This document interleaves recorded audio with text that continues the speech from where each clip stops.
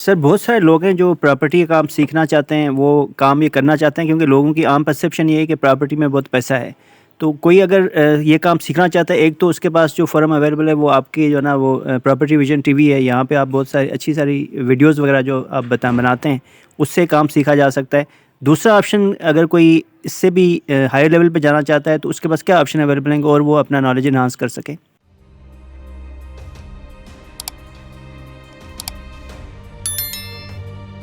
बिस्मिल्लाहिर्रहमानिर्रहीम, अस्सलाम वालेकुम रहमतुल्लाहि व बरकातहू। अब देखें ना, प्रॉपर्टी का काम, प्रॉपर्टी का इल्म नहीं। प्रॉपर्टी का इल्म तो हम आपको इधर दे रहे हैं। अब प्रॉपर्टी का काम है कि प्रॉपर्टी बेचना या ख़रीदना, ठीक है।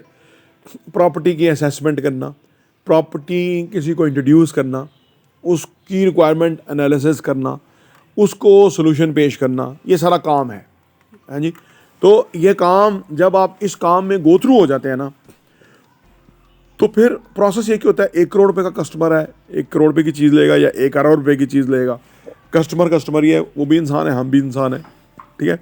लेकिन 1 करोड़ रुपए का जो बंदा पैसा लगा रहा है, वो जो सोच रहा है ना, जितना वो केयरफुल है या जितना वो मोहतात है या जितना वो ज़िम्मेदारी से चीज़ ख़रीद रहा है, ले रहा है, जान रहा है, समझ रहा है, देख रहा है, आ रहा है, जा रहा है, 1 अरब वाला जो है उससे 100 गुना ज़्यादा ज़िम्मेदारी से आएगा, जाएगा, देखेगा, बालेगा, सारा कुछ।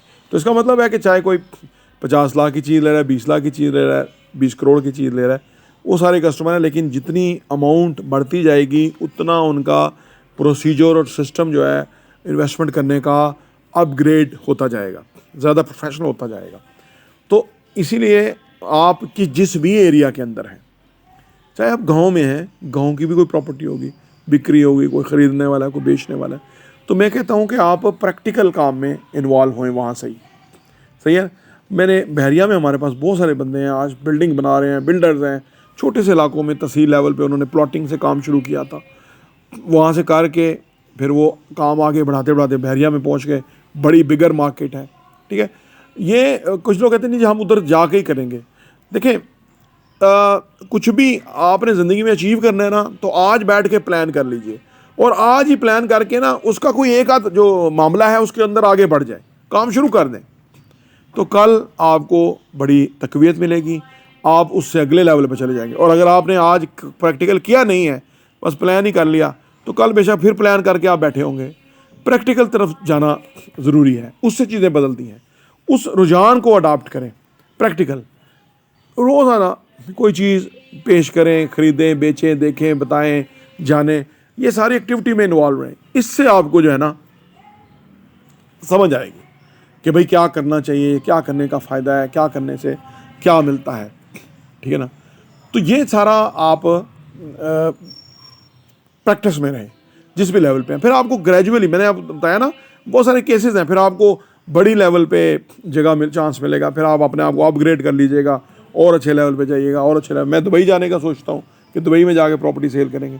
तो ये हर बंदा एक प्रोसेस के अंदर है कि दुबई बड़ी मार्केट है इंस्टेड ऑफ इस्लामाबाद, लाहौर, कराची, ठीक है ना। और लोग वहाँ गए हुए हैं और वो बहुत पैसे कमा रहे हैं, ज़्यादा सक्सेसफुल हैं। तो यानी आप हर वक्त अपने आप को उस मार्केट के लिए जिधर आपने काम करना है प्रीपेयर करते रहते हैं।